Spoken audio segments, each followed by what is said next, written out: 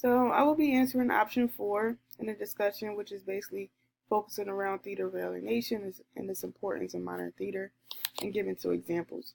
So theater of alienation was created by this guy here, Bertolt Brecht, and he basically believed that he could prevent the viewers from identifying too strongly with the characters, and so that they won't miss the point being made. So the disguise and reality of the play would thus alienate the audience from the story and allow the playwright message to be plainly heard. So what he basically means is that he didn't want the characters to be too invested. He didn't want the audience to be too invested in the characters and not catch the message that's being portrayed in the play. Or so some people can watch something and not obtain anything from it. It's just funny or it's just entertaining, but what was the message being given in this play? And a lot of times that is missed by other distractions going on, whether it be funny, whether it be a character someone likes in particularly. So Brad did this theater of alienation. He used this in the Caucasian chalk circle.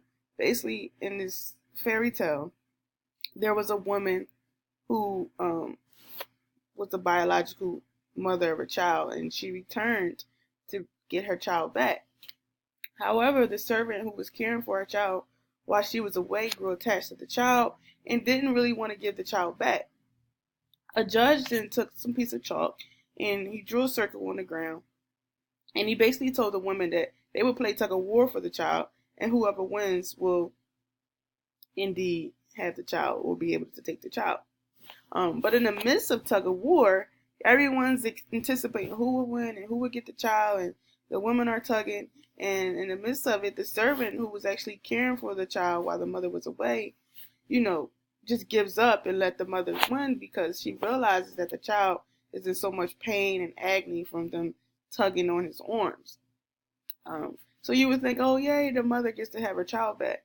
But the judge surprises everyone by announcing that the loser in this case has the rightful claim and gives the child to her. And he says that legal rules and property and kinship by blood are less important than the willingness to care for the child. So here you see the theater of alienation. Everyone was focused on this scene of tug of war and who would win. But everyone was missing the point that, this child would be in pain if 2 people are pulling on their arms. This is a child. This is a baby, actually. 2 people are pulling on their arm. They're missing the point of the pain that the child will be in this game of tug of war. But the servant realized that this child was in pain and she gave up. And the judge is basically saying, blood doesn't make you the right person to care for a child. Being someone's family member doesn't make you the right person to care for the child.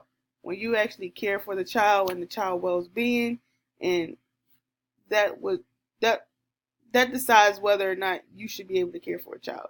It's not blood, it's not family. Because if you can be blood and related to somebody and don't care about a child. So, whoever cares about the child's well-being is basically the deciding factor in this.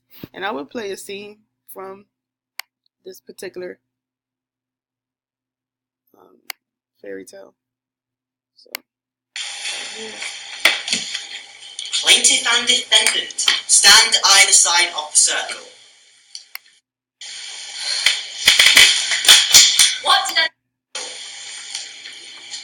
Each of you take the child by hand. The true mother will be the one who has the strength to pull the child out of the circle. Objection! It is not right with the fate of the child and within the fate of the Bashvili estate. She must tell us in a dubious manner. May I add that girls accustomed to physical labour. My client does not have the same physical strength. Didn't pull. I didn't hold on properly. Please, Your Honour. She looks well fed to me. Pull!